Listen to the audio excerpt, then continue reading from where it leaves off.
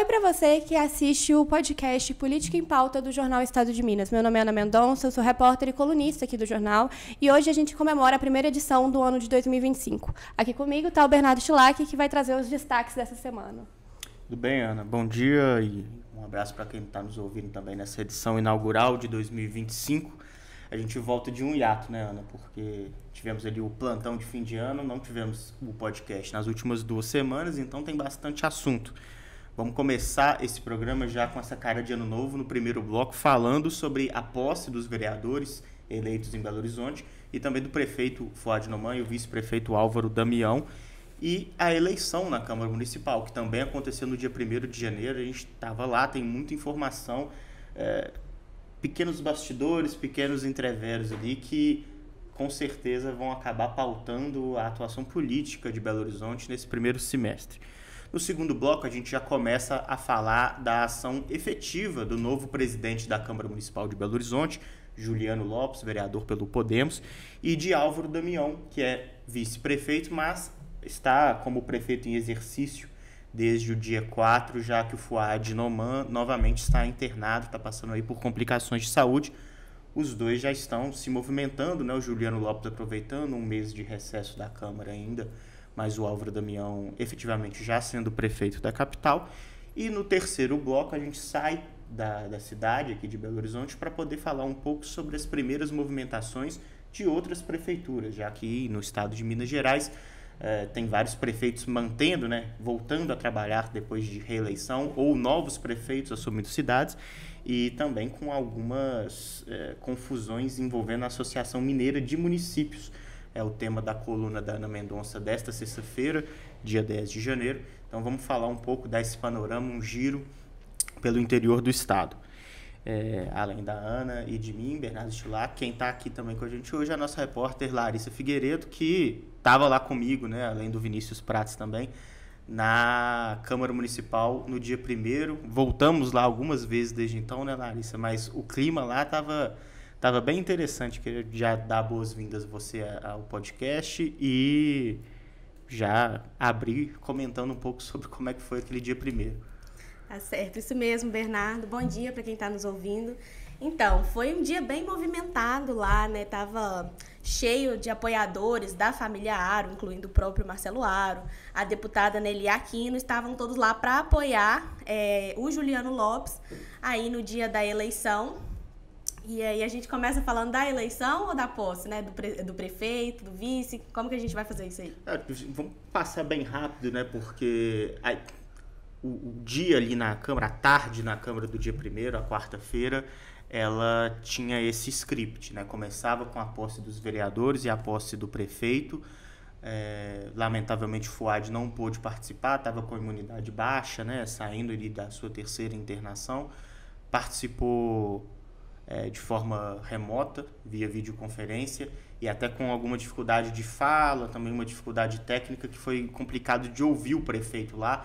Acho que é um bom destaque de fazer, né, Larissa? Porque no começo quem estava ali, a gente está falando de uma Câmara Municipal muito mais cheia do que de costume, porque estavam os 41 vereadores e também os familiares, pessoas mais próximas dos vereadores também no plenário. E primeiro foi um pouco difícil de entender o que estava acontecendo ali, porque o Fuad não estava realmente conseguindo se fazer entender, mas depois, quando as pessoas perceberam, né, o esforço que o prefeito estava fazendo ali de se manifestar, de fazer o pronunciamento de posse dele, foi muito aplaudido, né, pessoas emocionadas. De pé, foi muito emocionante mesmo. Aplaudido de pé, por 10, 20 segundos consecutivos, assim, das pessoas tocadas ali pelo esforço que o prefeito ia fazendo. E foi até o tema da coluna do dia 2, né, que eu quis falar um pouco sobre como foi essa mudança, a variação de percepção dos sentimentos ali na Câmara, porque houve essa questão de uma certa consternação e depois uma emoção, né, uma solidariedade, um sentimento de solidariedade também ao prefeito, que tomou a primeira parte da tarde, mas que rapidamente já virou uma coisa muito mais associada a um certo ressentimento e a uma certa vingança, né, que foi o que marcou a eleição para a nova mesa diretora da Câmara Municipal. Por quê? Só para a gente fazer recapitular brevemente, né? Juliano Lopes, a gente já falou aqui, inclusive foi tema da nossa primeira edição com o Orion Teixeira.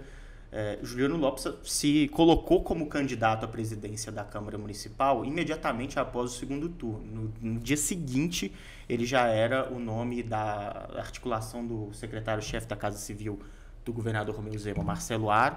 Ele já era o nome da família Aro para poder ser escalado ali para a eleição para presidente. E ele ficou durante 2 meses sendo candidato único, porque o Fuad não tinha destacado ninguém oficialmente para poder concorrer. Aí no dia 25 de dezembro, não teve podcast, então já essa notícia aqui é de certa forma novidade, né, nesse formato, o Bruno Miranda, que é o líder de governo do Fuad, oficialmente se destacou como um concorrente à presidência. Isso irritou muita gente da base do Fuad, que já tinha se apalavrado ali com o Juliano Lopes. O pessoal ficou...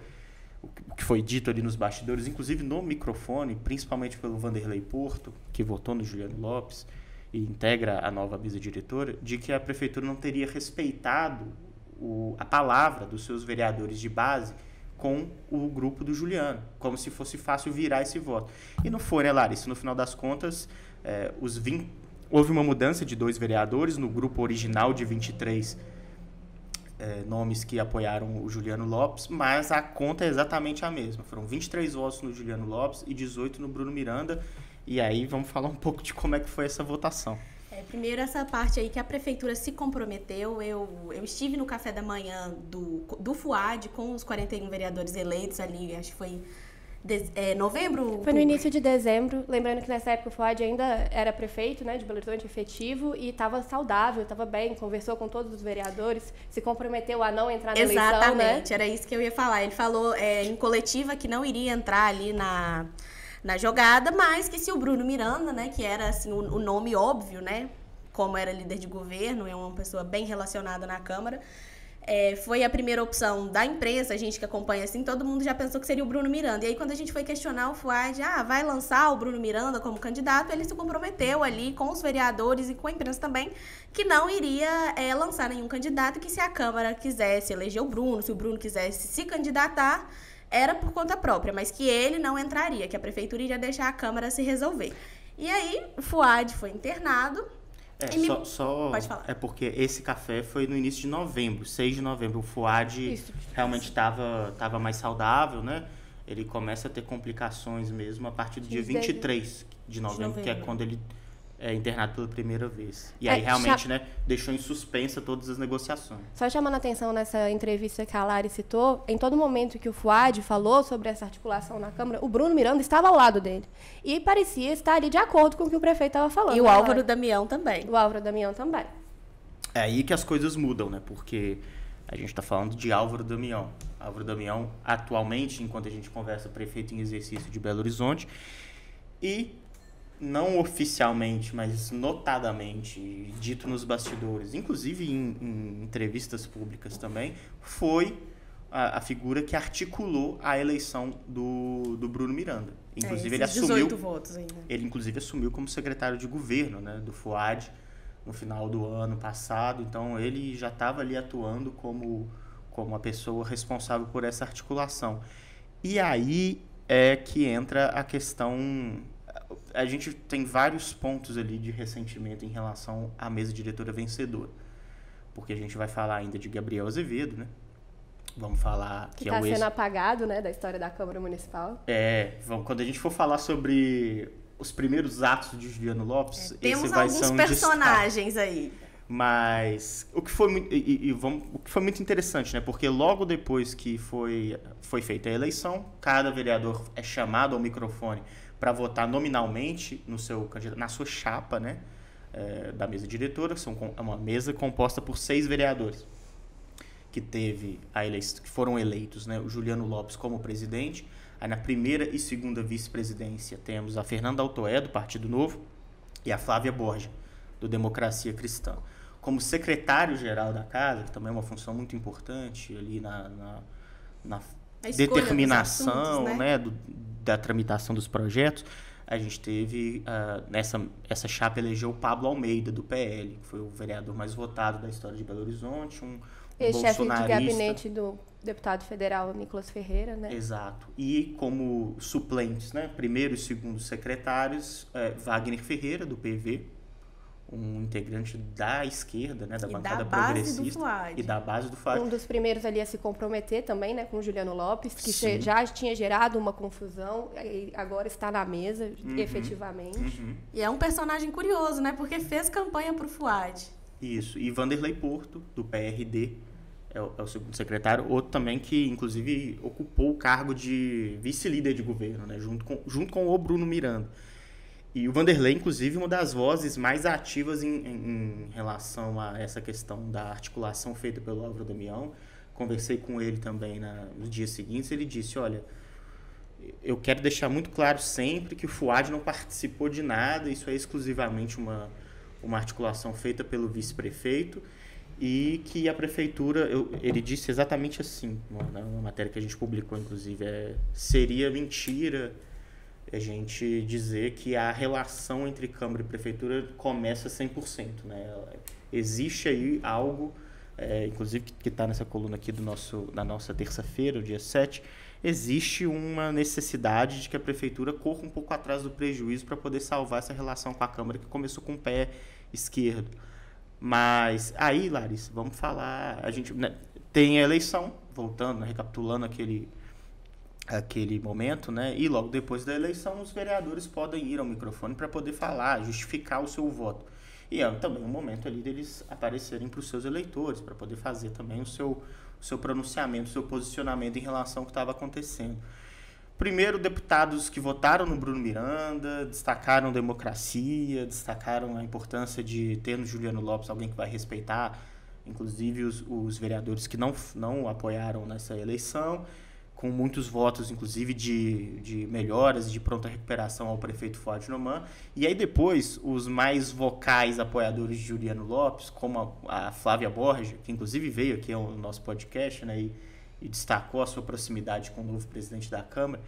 Ela que teve muitos problemas com o Gabriel ali, graves, né, assim, ela chegou ela e seus apoiadores a fazer sessões ali na Câmara, todos de preto, né, em luto pela situação complicada que eles estavam vivendo ali com o Gabriel Azevedo, que no momento passava por um processo de cassação.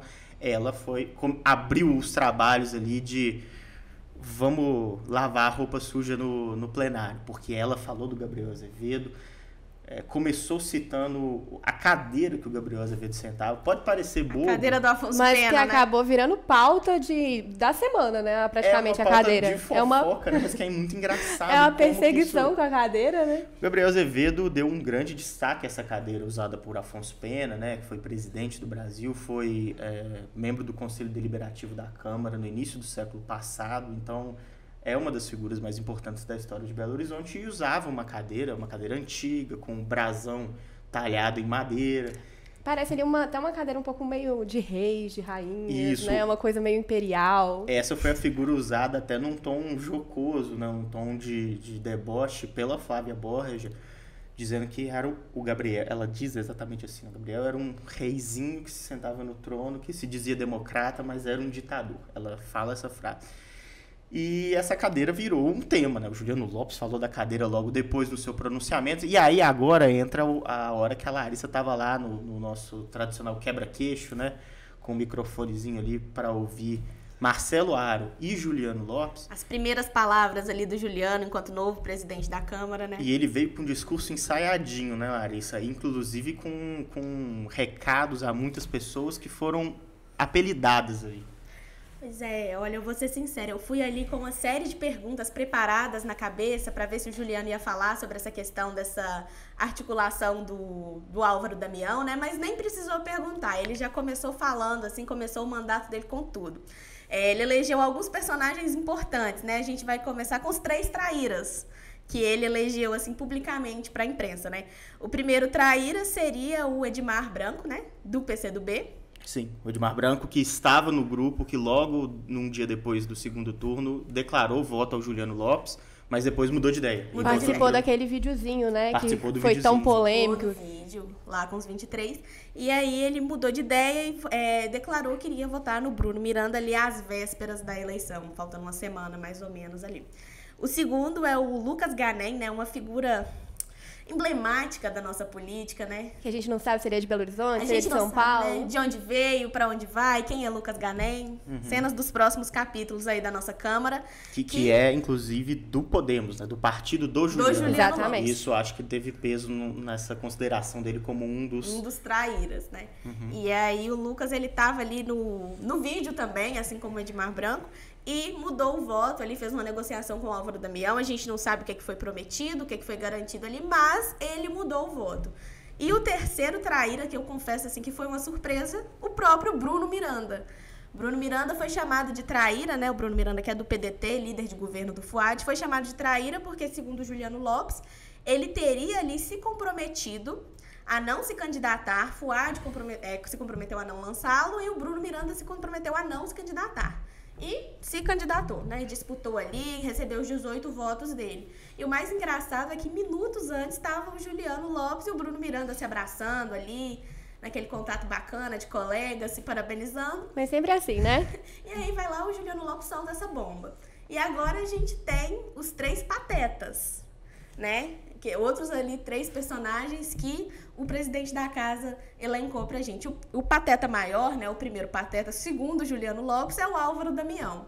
Que, segundo o Juliano Lopes, ele prometeu muita coisa para todo mundo, não soube articular, deu como se fosse uma barrigada ali, né? Vamos dizer assim. Entrou na disputa, saiu prometendo, saiu querendo pegar o voto ali das pessoas para eleger o Bruno Miranda e acabou que não conseguiu. E aí houve um destaque, assim, grande, né, para a capacidade de articulação política do Marcelo Aro, tanto que a mãe dele, a vereadora Marli Aro, falou que o único articulador político de Minas Gerais é o filho dela, falou ali toda orgulhosa no plenário. E aí, voltando esse é um bom destaque, né, Laris? Porque logo depois que se confirmou a vitória do Juliano, teve uma margenzinha significativa de votos, então não precisou esperar o último vereador a anunciar o voto na chapa do Juliano Lopes, encabeçado pelo Juliano Lopes. A gente que estava ali nos bastidores, na área de imprensa atrás do plenário, já tinha gente saindo correndo, gritando "Viva a família Aro", né? Família Aro, o pessoal xingando ali uns palavrões, falando umas coisas assim, e uma comoção assim mesmo, muita gente gritando ali, se aglomerando na porta do plenário, foi A sensação que eu tenho é que a família Aro, com a posse do Gabriel, acabou ficando muito de lado dentro da Câmara Municipal. Então, é praticamente o que o Bernardo falou novamente, né? Uma vingança, uma sede de poder, uma comemoração do tipo que estava até um pouco engasgada ali, né? Entre os membros desse grupo político. Senti um clima de Copa do Mundo ali, Ana. Foi bem isso, assim, o pessoal saindo para gritar, para comemorar. E aí, o pateta maior, né? O primeiro pateta ali que o Juliano Lopes anunciou foi o Álvaro Damião. E aí ficam restando 2 que eles não quiseram falar ali no microfone na hora. Ele já falou assim, vou falar aqui, são os 3 traíras, terminou, e tem os 3 patetas. Um é o Álvaro Damião e o outro eu não vou contar. Mas vocês têm alguma ideia? Ele conversando com o pessoal de bastidor, teve pra dar essa apuradinha aí pra gente? Todo mundo ficou curioso, né? Assim, eu especulei vários, né? Eu especulei vários nomes. Mas a gente logo depois, descendo, o Marcelo Aro tava ali no púlpito, né? Desceu ali a escadinha, a gente já chegou perguntando, secretário, quem que é? Ele deu aquela risadinha e se esquivou. Clássico Aro, né? E foi embora. Mas tinha gente ali ligada ao pessoal que percebeu a nossa pessoas próximas ao Marcelo Aro. E assim, foi engraçado porque a gente não precisou sair perguntando para todo mundo. O pessoal percebeu que o Juliano tinha deixado essa e já no movimento que pareceu um pouco orquestrado, né? Chegou assim pra gente e falou, o outro pateta, um dos patetas, né? Num clima bem de fofoca, né? Muito. Meio assim, vem aqui que eu vou te contar Fala quem baixinho. são os 2 patetas, né? Além do Álvaro Damião. E um deles é o Alexandre Silveira, ministro de Minas e Energia do governo Lula, que é uma das figuras mais importantes do PSD mineiro, o partido do prefeito Fuad Noman. Nome cotado aí também para disputar o governo de Minas Gerais em 2026, ele e o Rodrigo Pacheco. Concorreu ao Senado, né? Exatamente. Pelo PSD. Inclusive contra o Aro, né? Uhum. E o outro nome seria o do deputado estadual do Cidadania, o João Vitor Xavier. Grande articulador político aí também, né? Que é ligado também ao Álvaro Damião, porque são radialistas, são colegas, né? E, enfim, isso foi uma informação que nos foi passada. Isso não foi muito bem destrinchado, né? Mas esses são os 3 patetas na versão não oficial, mas quase oficial. Eu tenho uma pontuação a fazer, que é o seguinte, eu conversei, né? Tive uma conversa aí exclusiva com o Juliano Lopes, a gente vai falar disso melhor no próximo bloco, mas nessa conversa eu voltei a esse assunto, né, dos 3 traíras e dos 3 patetas com ele, e ele não citou nomes, obviamente, não entrou assim, né, nesse mérito, mas ele falou que ministros e deputados tentaram ali impedir a vitória dele. Então já tem mais ou menos uma confirmação ali, né? Eu associei isso. Agora, qual ministro, qual deputado, eu não sei. Mas a gente tem uma pista aí, né? Nessa questão dos traíras, eu acho legal a gente só dar uma destacada para quem está ouvindo, a questão do Bruno Miranda, que foi chamado de traíra, mas ele também é muito fiel ao Fouad Noman. A gente sabe disso porque o Bruno é do PDT, ele teve uma candidatura à Prefeitura de Belo Horizonte, que foi da deputada Duda Salabert, e acabou, no segundo turno, se mostrando fiel a Fouad Noman, que era, né, líder de governo ali há muito tempo. E a questão do Álvaro Damião, também queria fazer esse destaque. Eu sinto que todas as vezes que a gente vai falar com a Prefeitura de Belo Horizonte, a gente escuta que as decisões que estão sendo tomadas são as decisões de Fouad e Álvaro Damião. E quando a gente vai falar com a oposição, a gente escuta que as decisões são do próprio Álvaro. Uhum. É uma situação um pouco complicada ali, né? Porque o prefeito de Belo Horizonte está internado, mas já mostra que o Álvaro Damião tem tomando aí as rédeas de algumas decisões da Prefeitura de Belo Horizonte.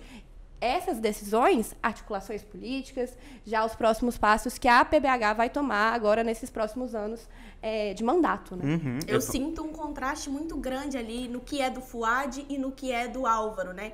Do vice-prefeito aí, prefeito em exercício Álvaro Damião. Eu sinto um contraste muito grande. Essa questão da mesa diretora, o Fouad levou isso assim por 2 meses de uma forma muito branda, de uma forma silenciosa, né? A gente até achou que realmente o Juliano Lopes seria candidato único. E aí, quando o Fouad se ausenta, a gente começa a perceber uma forma de agir da prefeitura muito diferente ali, mais...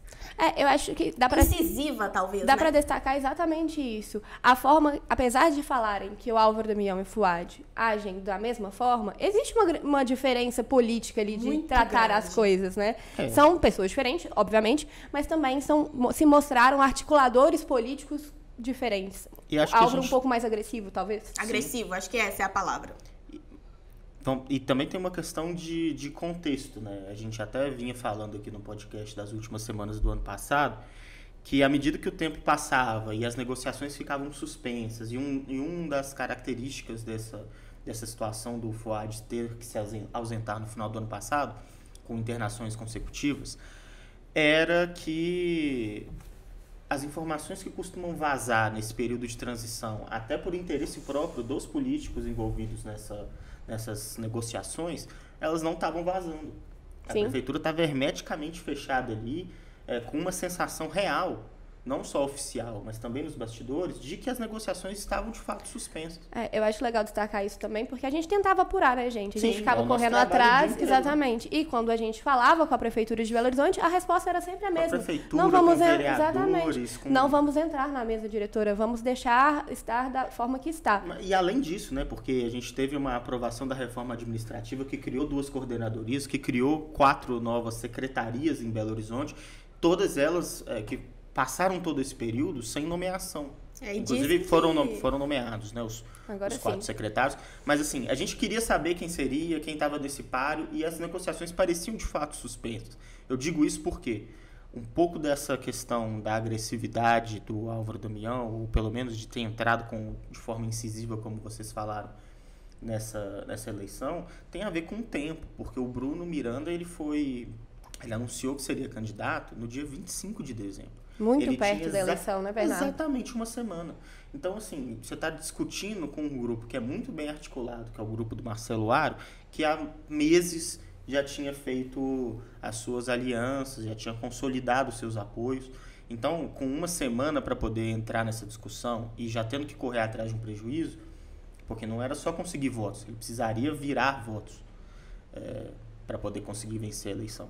Tem um pouco a ver também a questão do tempo, né, em relação ao que como o Álvaro Damião entrou nessa disputa. Agora, para a gente fechar esse bloco e já começar a falar sobre como que essas figuras estão trabalhando, durante o momento de justificativa dos votos dos vereadores, no cantinho esquerdo do plenário, alguém que não quis se identificar, não assumiu a autoria do fato, esticou um cartaz esses cartazes feitos em gráfica, que você não faz de um dia para o outro, né? Bem elaborado. Bem elaborado, com qualidade profissional. Caro, né? Caro.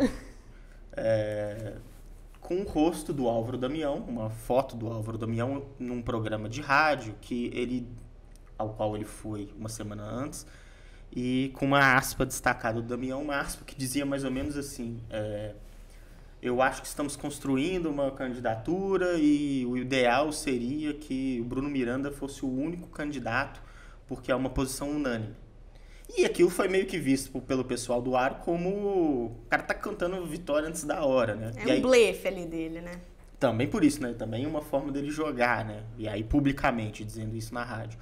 Então colocaram esse cartaz e aí rapidamente virou um sucesso paralelo à votação, né? Porque a Nelly Aquino, deputada federal, uma das mais empolgadas participantes ali da família Aro. Ela é família Aro até morrer. Ela é muito empolgada, né? Foi lá, tirou foto. Participou da mesa também, Participou da mesa. Ela que já foi presidente da Câmara, né? Municipal. Já foi. Então foi engraçado, né? A gente foi lá, Larissa foi, Vinícius, eu, todos os repórteres. Menina ali, que cartaz é esse? Aí ela, eu não sei, eu vi e tirei foto. Foi lá, tirou a foto dela, garantiu o registro ali. Foi engraçado, assim, esse momento, né? Porque teve um tom jocoso, assim, de deboche, né? No meio de uma votação. Essa semana eu conversei com o Álvaro Damião e eu questionei ele sobre o cartaz. E ele falou que isso são águas passadas, que era ponto final, mas que tinha ficado sabendo, sim, do cartaz. Não chegou a ver, porque tinha saído mais cedo, né, da Câmara Municipal, mas que ele tentaria colocar isso para águas passadas, que a partir de agora a Prefeitura de Belo Horizonte teria um novo comando e que seguiria de forma simples e com uma boa conversa com a Câmara Municipal. Mas perguntei para ele e ele falou que ficou sabendo sim. Esse é o tom do Bruno Miranda, inclusive, né? Eu conversei com ele há 2 dias para poder fazer uma matéria e ele falou, cara, as coisas vão se ajeitar, as coisas vão se adequar. E, assim, uma percepção minha é que é muito legal a gente contar essas histórias que a gente está contando aqui no podcast para o nosso ouvinte ver. São histórias que a gente já contou entre os repórteres na redação algumas vezes também, porque dá essa animada, né? Uma questão de rivalidade dentro da política. Mas é muito importante dizer que essa mesa diretora, ela não é exatamente uma mesa que tem um comprometimento com a oposição ao Fuad Noman, porque a prefeitura, de uma forma mais institucional, né? Inclusive vamos falar da entrevista que o Juliano deu à Larissa, eles usam esse termo independência para poder sempre se destacar como não um grupo ligado à prefeitura, umbilicalmente ligado. É uma antítese ali ao Bruno Miranda, né? Isso, mas também não como uma oposição. Porque a gente está falando do Juliano Lopes, um vereador, hoje o decano da casa, né? Um vereador com mais tempo de casa na Câmara Municipal, e com um histórico também de votar junto à prefeitura. A gente está falando de uma mesa que tem em sua composição Wagner Ferreira, um vereador que nunca escondeu a lealdade ao Fuad, mesmo votando contra o Bruno Miranda. E que corre um risco ali, né, de ser expulso do partido dele, a gente comenta isso depois. Tem isso também. Temos Vanderlei Porto e temos, óbvio, o Marcelo Aro, gente. Se a gente voltar um ano no tempo e falar e o Fuad sobre... não eram tão inimigos assim, né, Bernardo? Nem perto, né? Pelo contrário. Se a gente voltasse um ano no tempo, em janeiro de 2024, a gente veria dentro da Prefeitura de Belo Horizonte, dentro do secretariado de Belo Horizonte, 4 nomes, né, de alto escalão indicados diretamente pelo Marcelo Aro, incluindo o secretário de governo, que é o cargo responsável pelas articulações políticas, que era o Castelar Neto, que não só é da família Aro, como é um dos principais nomes, um homem que o Aro confia dentro da Federação Mineira de Futebol, que há muitas décadas é ligada à família de fato, à família sanguínea do Marcelo Aro. É um homem que ele confiou na suplência do Carlos Viana para o Senado. Sim. Então, o Castelar Neto era o cara do aro dentro da prefeitura. Então, a gente precisa, depois de contar toda essa parte mais excitante da história, acalmar um pouco o clima também e dizer, cara... não é bem assim, né? Não é uma rivalidade. Exatamente. Agora, a gente vai ter nomes ali que são, de fato, mais independentes a ponto de fazer oposições mais ferrenhas, que é o caso da Fernanda Altoé, do Partido Novo. Pablo Almeida, né, Bernardo?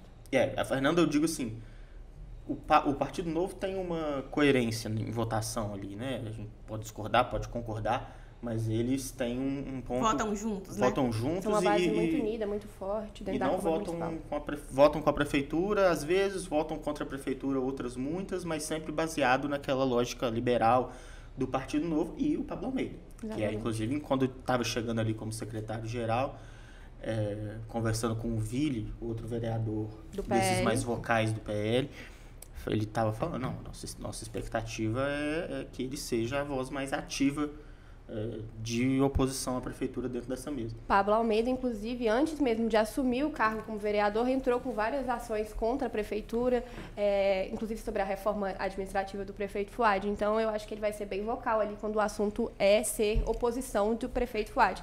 Até porque Pablo tem uma amizade, né, é aliado político também, de Bruno Engler, que disputou o segundo turno com o Fuad no MAN. Então, a gente vai ver ali, realmente, nessa figura, uma oposição.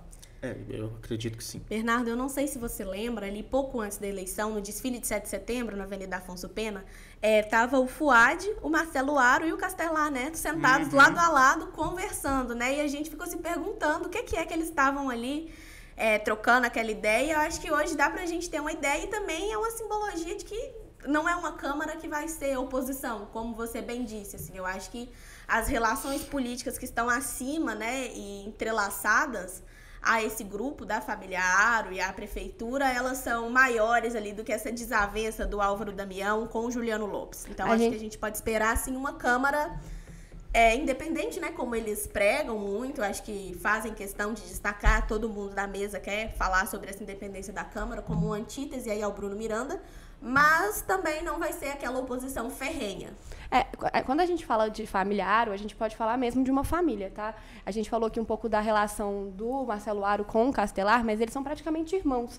E todo mundo que pertence a esse grupo político, eles têm essa codependência de um do outro. Então, eles se tratam muito bem, se tratam muito como uma família, realmente uma família ali. Esse núcleo duro, né, Ana, só... Perdão te interromper, mas o Aro ele acabou tendo um núcleo de parlamentares tão sólido que ele virou essa figura a quem chefes do executivo que têm dificuldade de articulação recorrem. Exatamente. Então, o Fuad, essa reforma administrativa do Fuad foi a terceira tentativa dele. Ele estava tendo algumas dificuldades na Câmara. E aí, Marcelo Aro chegou, nomeou 4 secretários, o pessoal do Aro da Câmara já passou a votar mais junto com o Fuad. Mas o caso mais destacado é o do governador Romeu Zema, um governador liberal e, por vezes, ultraliberal, que sempre propôs e sempre foi muito rígido em sua postura de enxugar a máquina do Estado, mas que, vendo a sua dificuldade no primeiro mandato de articulação, principalmente com a Assembleia Legislativa, veja só, criou uma secretaria que não existia, aumentou a máquina para poder encaixar o Marcelo Aro ali na Casa Civil. É inegável o poder que o Marcelo Aro tem dentro não só da Câmara Municipal, mas de Minas Gerais como um total. Realmente é um dos maiores articuladores políticos que a gente tem hoje no Estado. Bom, a gente fecha então esse primeiro bloco contando uma história da semana passada para poder falar um pouco agora sobre o que efetivamente acontece na política de Belo Horizonte e do futuro. Vamos falar um pouco sobre a entrevista exclusiva que a Larissa fez com o Juliano Lopes, para já abrir um pouco a conversa sobre o que está acontecendo aqui em Belo Horizonte, né? Larissa, fala um pouco, você foi lá... É um gabinete meio improvisado que ele está fazendo um pouco na Câmara, está, né? Mas que tá nobre. E que está movimentado, né? Lotado. Olha, eu vou falar, o Juliano, ele está muito aberto a conversar com a imprensa, né? Ele fez aí uma série de entrevistas, topou conversar comigo, a assessoria dele muito, muito ativa, né? A gente combinou essa entrevista aí, eu fui até lá, mas eu estive, né? Vamos começar do começo. Eu estive na Câmara no primeiro dia ali, pós a pós, para ver como é que estava o movimento, fiquei lá um tempo, tentando ali falar com o Juliano Lopes, mas, gente, impossível entrar naquele gabinete lotado, toda hora chegava um vereador, Toda hora chegava um apoiador, o pessoal ali dos bastidores da política mesmo, querendo conversar com ele. Então, assim, tava uma romaria mesmo, né? E aí eu fiquei lá aguardando e tal, aí eu consegui agendar essa entrevista pro outro dia, que era o único dia que ele tinha agenda mesmo, assim, porque tava muito cheio. Eu cheguei a entrar no Salão Nobre, né, ali no gabinete improvisado dele, que ele tá atendendo lá, próximo ali dos quadros dos ex-presidentes, né? E aí eu conversei ali com o pessoal dos bastidores e eles falaram que até aquele momento, né, ali na tarde do dia 2, só tinham chegado apoiadores da base do Juliano, que até então quem tinha votado no Bruno Miranda não tinha procurado ele para conversar. Mas parece que esse caso já mudou, o pessoal já tá lá dialogando com ele. Essa semana eu vi no Instagram, né, que o Juliano Lopes tá muito ativo, gente. Tá fazendo ali, se aproximando do pessoal, do eleitorado. E eu vi ele postando, assim, que tava conversando com os vereadores que votaram no Bruno Miranda, né? Inclusive, teve uma reunião com o Elton Júnior, né? Isso. Que é do PSD, mesmo partido do prefeito, Vlad Numan. Então, assim, parece que... E ele sempre se mostrou disposto a conversar com os 41 vereadores. É algo que ele falava ali desde o início, que quem votou nele, quem não votou, ele iria, né, presidir a Câmara para todo mundo, e ele recebeu, de fato, essas pessoas no gabinete. Mas, de primeiro momento, quem foi ali foi só os apoiadores dele mesmo, para celebrar. Eu vi lá a Flávia Borja, eu vi o Wagner Ferreira fazendo uma reunião com ele ali de portas fechadas. Então, muita coisa tá acontecendo ali. A Câmara ela só volta a funcionar no dia 3 de fevereiro, mas já tem muita movimentação. Outra coisa que eu vi ali logo no primeiro dia foi todos os vereadores do PL ali andando em grupo ali, bem unidos, né? Eu acho que simbolizando a coerência deles ali para votar e tudo mais. Então, no primeiro dia ali, eles já estavam... Todos os homens do PL. Todos os homens. Porque a gente tem a Marilda Portela, que não tava lá no... Não sei porquê, né? Mas não tava. Mas estava lá. Acho que eles almoçaram juntos. Eu vi o Vili e o Cláudio almoçando. Cláudio Mundo Novo, né? Depois conversei um pouco com o Pablo Almeida. Então, tava todo mundo ali, marcando presença na Câmara, organizando os gabinetes. E agora, sobre a entrevista, eu acho que o primeiro ponto é a gente falar sobre essa questão da independência da Câmara, né? O Juliano Lopes, ele garantiu que não vai fazer oposição ao FUAD, não vai fazer a prefeitura, né, de modo geral, mas principalmente o FUAD, que é uma pessoa ali no meio dessa história toda, que ele não responsabiliza de forma alguma. Então, a relação do Juliano Lopes, presidente da Câmara, e do prefeito FUAD está intacta, né? O Juliano, em nenhum momento, ele fala do FUAD e tal, a questão dele é mais com a Álvaro Damião. Mas, mesmo assim, ele disse que a relação, por ele, não está desgastada e não quer que esteja, que aquilo ali que ele falou dos 3 patetas e 3 traíras foi um momento de desabafo que passou e que ele quer agora ter uma boa relação com a prefeitura. Agora a gente falando da cidade mesmo, temas que o Juliano Lopes elegeu como prioridade são meio ambiente e mobilidade urbana. São temas aí que a prefeitura é muito criticada, né? Ano passado chegaram a chamar o FUAD ali de prefeito motosserra e o Juliano Lopes, ele não citou o FUAD, mas comentou essa questão do corte de árvores, que vai ser uma das prioridades aí dessa mesa diretora, e o transporte público também, mas não de uma forma de oposição, pelo que ele me contou. A ideia dele é elaborar talvez uma comissão especial para discutir o novo contrato, né, das empresas de ônibus, que será celebrado em 2028, aí tem 3 anos, e ele quer começar a trazer essa discussão, mas ele disse que não pretende aí revisitar os contratos antigos, fazer oposição à prefeitura, como o pessoal na época de campanha vinha falando que iria fazer. Uhum. Acho que outro ponto importante... A passagem, né? E a passagem, claro. O primeiro ato dele, segundo o próprio Juliano, seria a revogação do decreto de aumento da passagem, né? A passagem, ela tá 5,25 e subiu para 5,75, é isso? Isso, aumentou 50 centavos, quase 10%, né? Na virada do ano. Isso, e aí pegou todo mundo de surpresa, e o bolso do Belo Horizontino de surpresa, e a Câmara já está de olho nisso, eles parece que estão se organizando ali para fazer um abaixo-assinado para revogar esse decreto, mas isso só pode ser feito ali no início de fevereiro, quando as atividades voltarem, mas será aí o primeiro ato da mesa. Larissa, ele chegou a citar o antigo presidente da Câmara, Gabriel Azevedo, porque eu tenho a sensação, né, Bernardo, que eles estão meio que limpando a imagem ali do Gabriel. Ele disse, né? Olha, diretamente não. Eu até perguntei, né, assim, porque a questão dos ônibus é uma pauta do Gabriel. A gente sabe, mobilidade urbana é uma pauta do Gabriel, e o Juliano elencou isso como uma prioridade dele. Perguntei se seria ali uma semelhança, mas ele negou qualquer semelhança ali com o Gabriel, né? Eles têm um problema ali, parece que irrecuperável, né? Porque o Juliano não...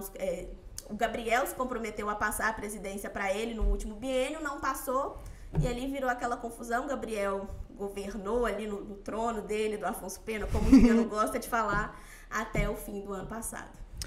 Pois é. Essas pautas, elas são pautas comuns, né? Assim, a gestão municipal, de uma forma geral, mas em Belo Horizonte, especificamente pelo que a gente comenta aqui, né? Todo ano eleitoral falam que vão abrir a caixa preta da BH Trans, que vão descobrir as irregularidades nos contratos de ônibus. Juliano não quer saber disso, não. Ele quer pensar pra frente. Pois assim, acho que isso é um aceno importante, né?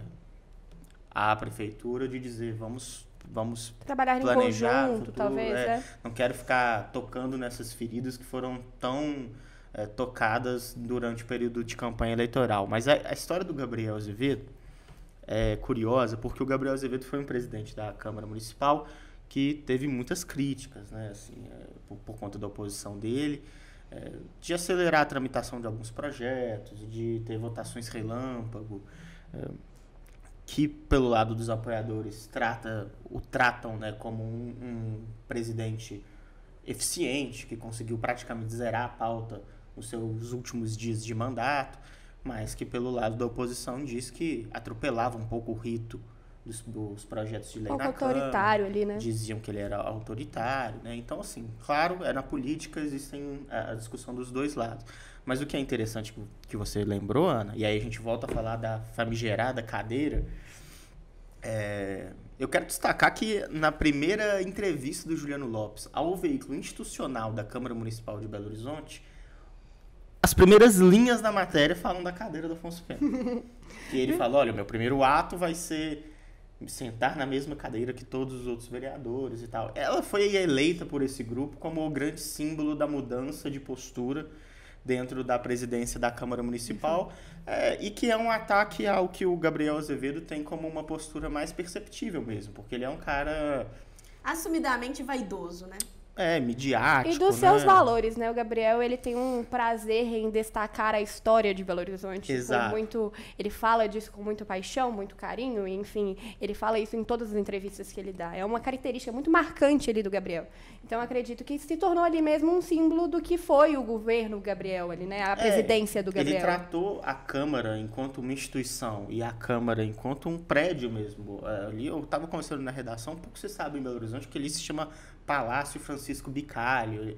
Ele queria colocar dentro do mapa efetivamente a Câmara, e eu digo isso porque ontem eu fui à Câmara Municipal e dentro da gestão do Gabriel Azevedo, ele usou um dos espaços ali da Câmara perto do hall de entrada como uma galeria de arte e um corredor de arte batizado em homenagem ao artista Alberto da Veiga Guinhar, e também como uma espécie de museu com a história de Belo Horizonte.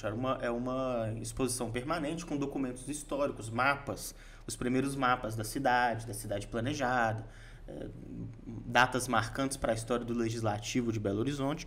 E na época, né, isso foi criado.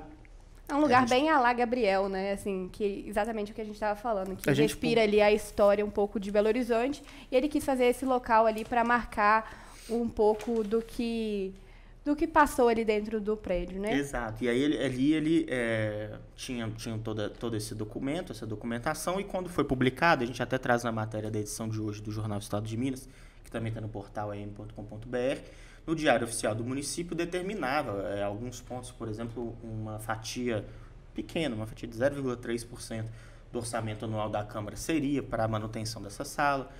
Foi nomeado uma servidora efetiva para poder trabalhar ali com visitas de escolas, né, a manutenção da sala, explicação do que eram aqueles artefatos históricos. Então, ele era um espaço legal, assim, um espaço de arte, de cultura da cidade, mas que realmente tinha essa cara do Gabriel por conta dessa ideia fixa que ele tem, né, com uma valorização da história da cidade. E por ter essa cara tão... Gabriel Azevedo. Foi desmontada a sala. Então fomos lá ontem. Aí você chegou lá e como é que foi? O cenário é esse aqui da foto que a gente completamente publicou vazio. ontem, né? As paredes brancas, já ainda com algumas marcas ainda, né? Das antigas inscrições que tinham. E esse amontoado aqui de plásticos, né? De imagens que estava ali no chão, provavelmente esperando alguém da limpeza para fazer o recolhimento. E na sala contígua, um mobiliário, né? Uma estante antiga, 2, 3 cadeiras. E ali a famosa. A cadeira do Afonso Pena tava ali jogadinha, descanteada, sabe? Pra quem tá escutando pelo Spotify, é literalmente uma sala vazia, né, Uma Bernardo? sala vazia com móveis no cantinho. Com assim. móveis no cantinho meio de e um despejo. pouco de lixo ali no centro da sala. Os móveis estavam ainda em outra sala, né? Mas o que é interessante, é claro, o Juliano Lopes não vai queimar a cadeira ou algo do tipo. Nada, né? Até porque é um patrimônio da cidade de Belo Horizonte. Ele já falou que vai... Eu não vou me Devolver pro recordar. acervo, né? Devolver pro Ele acervo, falou. né?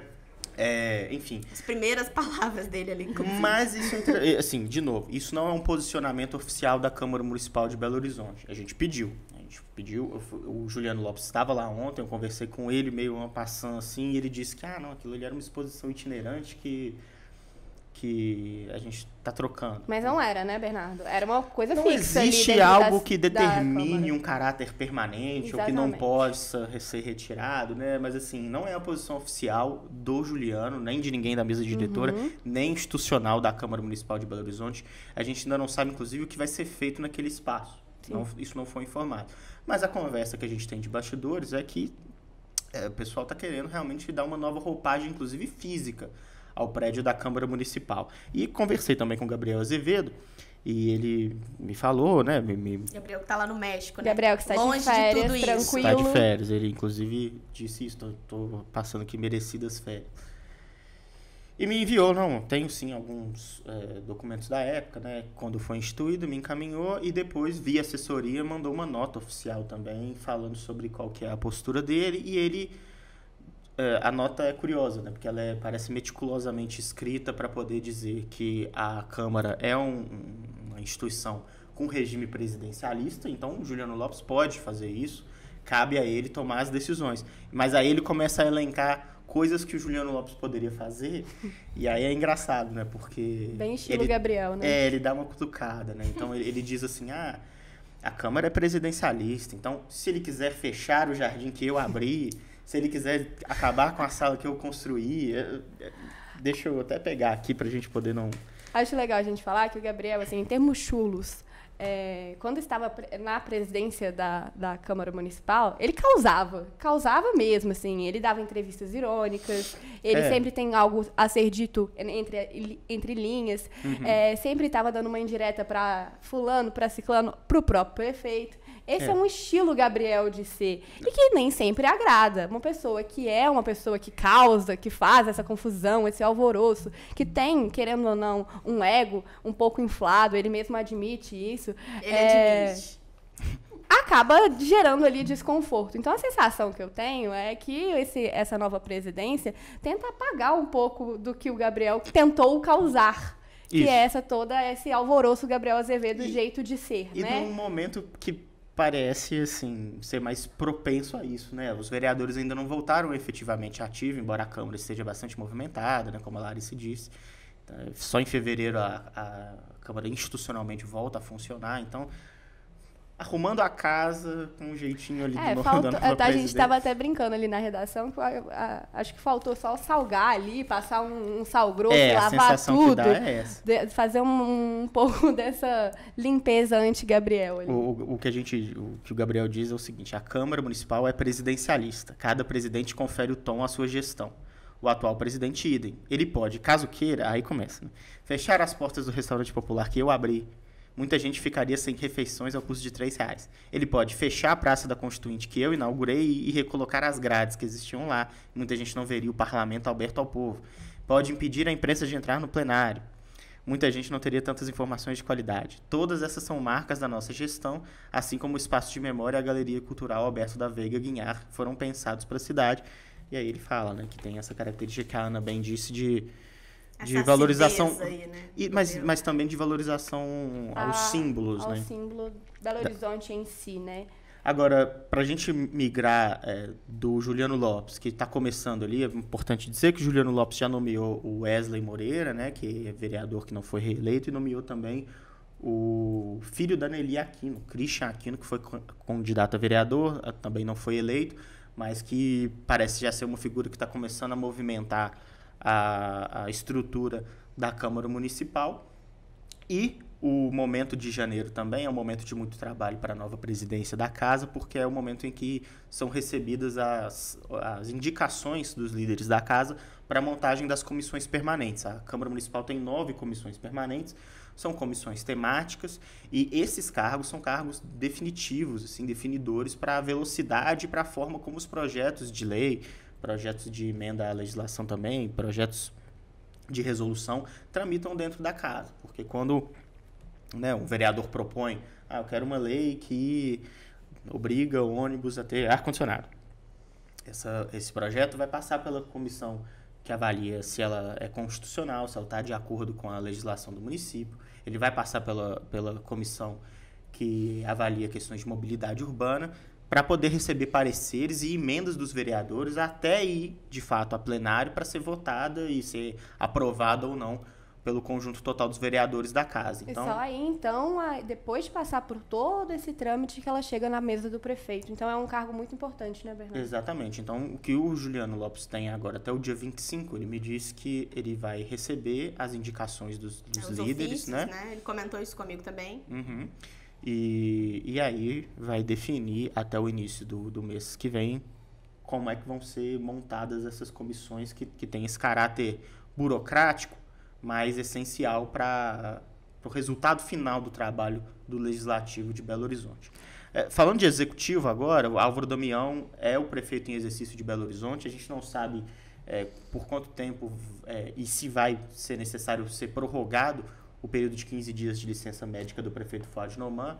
Lembrando que o Fuad está hoje, né, completa uma semana que ele está internado, pela 4ª vez em 40 dias. Por complicações respiratórias ali, né? Dessa vez por complicações respiratórias. Passou por Ontem ele teve que ser novamente entubado, né, e a gente aproveita também o espaço para poder desejar recuperação ao prefeito, mas o fato é que o Álvaro Damião está despachando, né, e como vocês bem disseram, já é um cara que precisa atuar, inclusive em relação ao contato com outros poderes, né? Porque ele já assume aí com um ônus ao qual ele tem que correr atrás, né? Em focos de incêndio que ele precisa apagar. Eu fiz uma coluna sobre o Álvaro e eu citei ali 3 pontos que eu acredito que sejam muito importantes para essa gestão. Não nova, né? Mas interina, mas que precisa focar agora, principalmente, em Belo Horizonte. Primeiro, a questão dos vereadores, né, como a gente bem citou aqui, teve um desconforto com a questão da presidência da Câmara Municipal e precisa resolver seus problemas agora. E é o que o Álvaro vem fazendo. Chegou a se reunir com vários vereadores, inclusive sancionou 9 projetos de lei, dentre desses projetos de vereadores que votaram com Juliano Lopes, então estiveram lá dentro da Prefeitura de Belo Horizonte, tendo ali seu destaque merecido para seus projetos de lei. Álvaro fez esse movimento. Então, tem que ter essa conversa com a Câmara Municipal. O segundo movimento é seguir o que o Fuad gostaria que ele seguisse. Então, ele precisa ser prefeito com um prefeito ausente, precisa manter o legado ali do Fuad Noman, sem o poder ter acesso ao próprio Fuad. Lembrando que o Fuad está internado, a gente deseja todas as melhoras para o prefeito, mas também está incomunicável. O único acesso ali que o Álvaro Damião tem aos desejos ou ao que o Fuad poderia fazer é o conhecimento que ele teve durante a campanha à Prefeitura de Belo Horizonte, e, tirando isso, não muito mais. Então, ele está jogando ali livre, mas precisando seguir um legado. De campanha, né? De campanha. O Fuad era o cabeça de chapa, as pessoas votaram no Damião também, mas o projeto é do Fuad. Era do Fuad. Então, é um pouco também respeitar a vontade ali do eleitor, né? O eleitor de Belo Horizonte escolheu o Fuad Noman para a reeleição. Então, ele tem um mandato aí que precisa seguir o que o Fuad quer. O jeito Fuad. Exatamente, o que o Fuad quis. As pessoas, apesar de terem votado também no Álvaro Damião, mas escolheram um projeto político de Fuad Noman. Então, o Álvaro também tem esse desafio por fim. E terceiro, o que eu acho mais importante, muito pouquíssimo citado, a gente acaba até até não falando sobre isso, são os problemas da cidade. Belo Horizonte passa por uma chuva agora no momento, daqui a pouco vai vir as voltas às aulas, são questões muito importantes. Carnaval, são questões muito importantes para a cidade, muito carentes da cidade, e que Álvaro Damião, com a ausência de FUAD, precisa resolver. Então, precisa já tramitar nesse sentido. Então, o que foi? Teve uma semana muito agitada. Primeiro, conversou com todos os secretariados, esteve conversando com cada um para tentar entender um pouco como que era o trâmite ali da Prefeitura de Belo Horizonte. Fez uma reunião extensa e sei também que está fazendo reuniões com cada secretário ali para poder entender o que o FUAD gostaria, o que o FUAD não gostaria, para poder tentar seguir esse legado. É importante citar, Álvaro Damião, ele era vereador, mas ele é também um jornalista. Ele não tinha toda aquela experiência à frente de uma prefeitura. Então, vai acabar causando ali um pouco... Vai ter que aprender na marra, né? Vamos falar a verdade? Vai ter que estar ali trabalhando dia após dia para poder conquistar. Sei que hoje ele vai estar numa cerimônia para a área de escape ali do anel rodoviário, representando o FUAD no MAN. Então, já tem essa característica de a gente ter ali Álvaro à frente da prefeitura. Apurei com a prefeitura, conversei ali com as minhas fontes, e o que foi me dito é que esse prazo de 15 dias que ele tem para estar à frente interinamente a Prefeitura de Belo Horizonte, na verdade, não é um prazo estipulado corretamente, assim, certinho. Não quer dizer que vai ser depois 15 de 15 dias acaba, né? Exatamente. Esse prazo pode ser mais longo, pode ser mais curto. Tudo vai depender do estado de saúde do prefeito. O Damião, né, tem essa área de escape e hoje também, mais cedo, né, numa entrevista coletiva para poder sancionar uma lei que torna o Carnaval de Belo Horizonte um patrimônio cultural da cidade. Então, está trabalhando, né? E são esses pontos que você mesmo lembrou, né, Ana? Que são pontos que agora são urgentes da cidade. É o anel rodoviário, que é sempre um ponto urgente. É um dos destaques da campanha do FUAD também, né, que vai municipalizar ali a rodovia, vai construir novos viadutos. E também agora o Carnaval por conta da data, né, que se avizinha no início de março. Bom, vamos, para a gente finalizar o podcast, abrir o nosso terceiro bloco aqui, saindo um pouco da capital mineira. A Ana está com o nosso jornal de hoje, dessa sexta-feira, dia 10, que traz na coluna informações ali dos bastidores de uma disputa que é muito mais efetivamente participativa da política nos bastidores, de fato, do que a gente vê, né? Assim, a gente fica pensando em associações de municípios, mas elas são muito importantes, né? Muito importantes. Trabalham ali nas assembleias legislativas, trabalham na Câmara dos Deputados em Brasília, garantindo orçamento para as pequenas cidades. A gente está falando de Minas Gerais, um estado que tem 853 municípios. É muito prefeito, né? É muito prefeito e é muita cidadezinha pequena, que depende muito de repasses do Estado, de repasses federais de verba. Então, essa articulação para poder fazer esse jogo político, né, garantir as verbas, garantir protagonismo para os municípios, ela é muito ativa, mesmo que fora dos holofotes. E a AMM, que é a Associação Mineira de Municípios, está vivendo um momento muito conturbado em relação a quem vai assumir ou quem vai se manter no poder. É o tema da coluna da Ana de hoje, está no jornal Estado de Minas, está também no portal m.com.br, mas você que nos assiste e nos ouve no Política em Pauta vai ter um pouquinho a mais aí dessa apuração, né, Ana? Como é que está a situação na presidência da AMM? A confusão ali, ela vem se estendendo há muito tempo, desde que o Bizarro, que é prefeito de Coronel Fabriciano, assumiu a AMM. Seguinte, andei conversando com muitos prefeitos sobre a situação que está agora a associação. Para quem não sabe, a Associação Mineira de Municípios, ela funciona como se fosse um grupo de prefeitos, né, que se juntam para poder demandar ali as maiores pautas para Minas Gerais, isso seja em Brasília, seja na Assembleia Legislativa de Minas Gerais, enfim, de uma forma completa ali. É como se houvesse um representante para todos os municípios e que fosse distinguindo aquelas demandas que são mais necessárias. Hoje, o Bizarro, ele assume a presidência, ele assumiu a presidência em um acordo para poder manter ali um bom diálogo.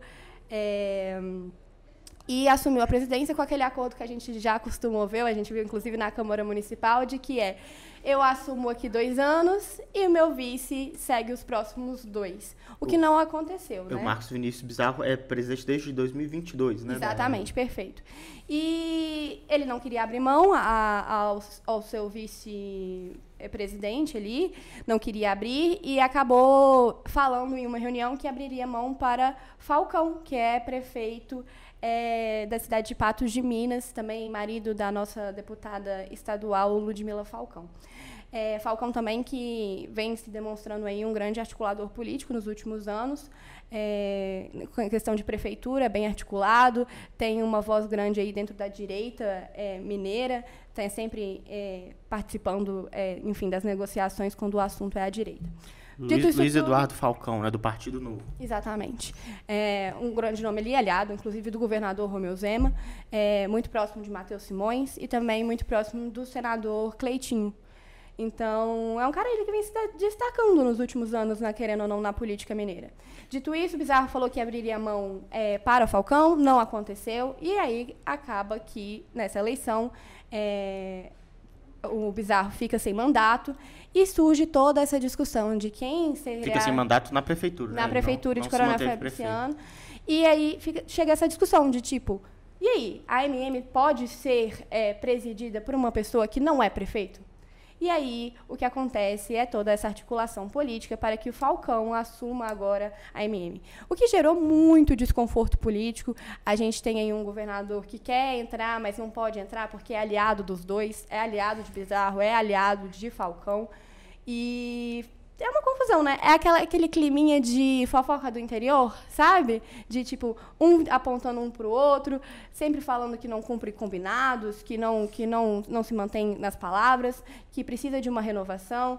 Mas o Bizarro tem um grupo muito grande dentro da AMM, Falcão também. Então, a gente vai ver essa disputa aí, acho que até abril, né? Que quando efetivamente terá a eleição do novo presidente da AMM.